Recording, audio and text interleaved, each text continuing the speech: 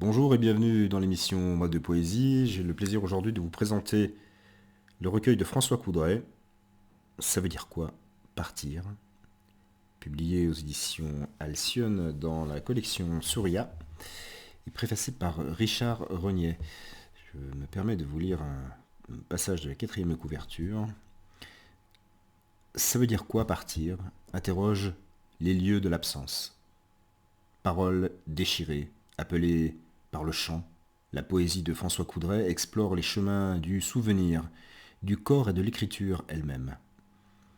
Le souvenir, ancré dans cette montagne grimpée avec le petit frère, cet autre moi qui a décidé de partir. Le corps, dans lequel l'absence trouve refuge et qui, au fil du texte, essaye d'écouter autrement la langue des matières et d'y reprendre souffle.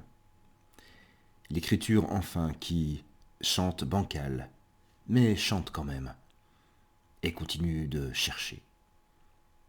Écrire sous les mots, sous eux, parfaitement, à une incalculable profondeur. C'est ainsi que Richard Rognet ouvre sa petite lettre préface à ce recueil. Voilà, je me suis permis de le citer. Je vais donc maintenant vous lire des extraits de ce magnifique recueil qui m'a beaucoup touché, mais comment pourrait-il en être autrement? Je suis parfois tenté de lui dire de rester contre moi, et à force de mots, dessiner l'absence de son corps. Et ton absence m'accompagne un instant encore. Reste un instant encore.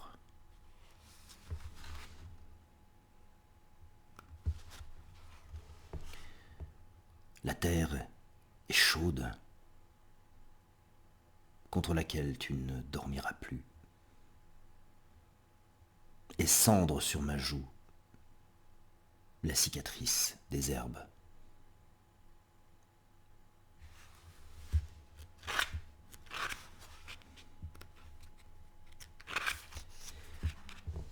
Je n'attendrai plus la nuit sur les branches hautes du chêne. Face à la maison, ombre tremble, nos peurs d'enfants. Contre la montagne, paume vide, il commence à faire froid. Et la terre monte avec la nuit, odeur de mousse, d'écorce, de sève, feuilles, feuilles mortes, herbes humides, goudron mouillé. Une voiture passe, lumière fuyante des phares dans le virage et la lueur vacillante du réverbère.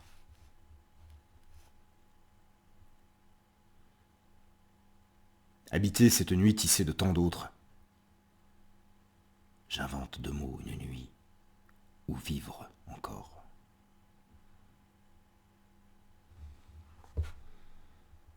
Ta voix soudain dans ma voix. Au détour d'un cri, d'un appel. Présence sidérante. On voudrait croire qu'un souvenir prend ainsi la parole et résiste à mourir, que nos deux corps encore s'appellent. Mais rien n'est que ce cri et ta voix dans ma voix qui déjà s'efface.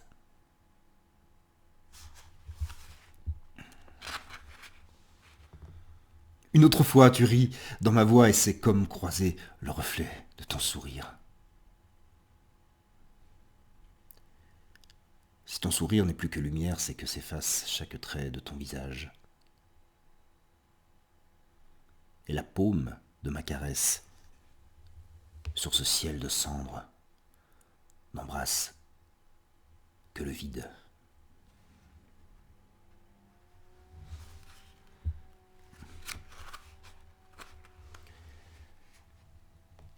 J'ai refait le chemin, suivi le sentier des lauses au travers du sous-bois, en pente raide et serpentant entre les falaises, brefs instants suspendus vers les creuses et la crête, là-bas, la Zeta.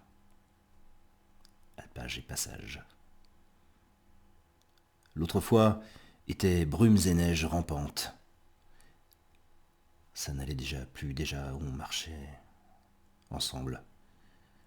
Dans le grouillement de ça qui te rongeait, que nos deux présences et la roche et la neige écoutaient, sans être capable pourtant de l'entendre vraiment, de s'en saisir pour t'en apaiser un instant. Je suis revenu. Et ton absence vibrait si fort tout au bout du chemin dans la lumière que longtemps follement j'ai attendu que ta silhouette s'y dessine.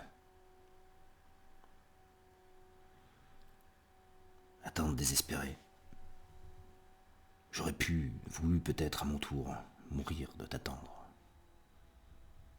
Comme foudroyé par le vide laissé à la lisière, par ta silhouette effacée.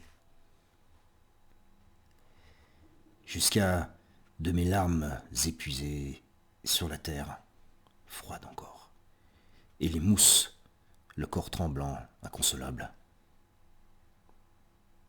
Me relève et court cette montagne où j'étais seul, pour la première fois.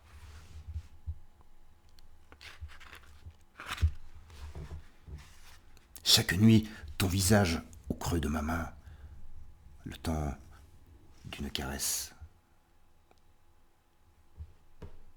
d'un au revoir.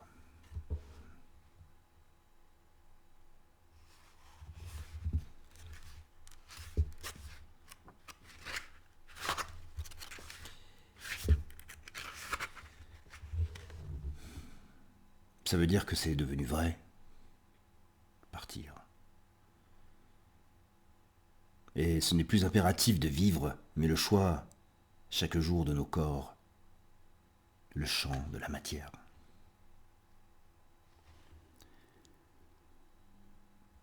On est tous des oiseaux blessés, non? Et la langue du poème pour tisser quelques pas, chanter, bancal, chanter quand même, sourire à la lumière. Voilà, c'était quelques extraits de ce magnifique recueil extrêmement touchant. Ça veut dire quoi partir de François Coudray, publié aux éditions Alcyone dans la collection Souria. Mais bien entendu, je mets toujours les liens dans le descriptif de l'émission. Je vous remercie pour votre écoute, votre attention, et je vous donne rendez-vous pour un prochain bref de poésie.